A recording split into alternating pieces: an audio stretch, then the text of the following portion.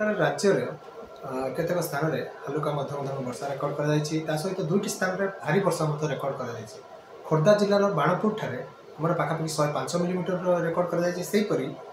Ganjam बेलागुंठा 96.6 millimetre वर्षा record ता सहित आम खोर्धार चिलिकार 54 मिलीमीटर गंजाम बागुड़े 48 मिलीमीटर गंजाम भंजनगर में 38 मिलीमीटर पाखापाखि वर्षा रेकर्ड कर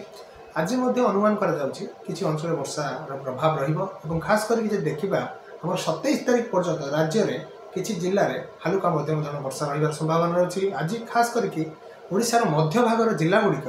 आमर किसी स्थान में हालुका मध्यम धरण वर्षा रही संभावना रही कारण वर्तमान समय देखा एक निम्नचाप रेखा आम जो छत्तीसगढ़ रु बाहरी यह कर्णाटक पर्यंत लंबी और वायुमंडल उपरी भाग में एक जोटा कि रोचे आम पश्चिमा वायु एक निम्नचाप रेखा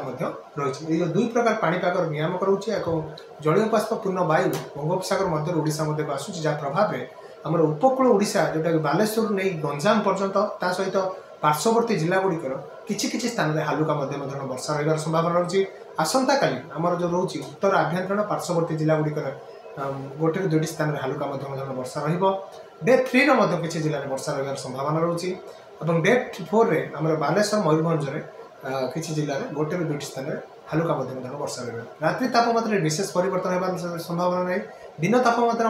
आगामी जो रोचे मुख्यतः भाव में देखा 30 जो 29 तारीख पर्यंत विशेष परिवर्तन होगा सामान्य वृद्धि होगार संभावना रही यही प्रकार स्थिति आगामी 2-3 दिन पर्यंत लगी रही। परवर्ती समय पागरे सामान्य परिवर्तन होगार पूर्वानुमान जारी कर।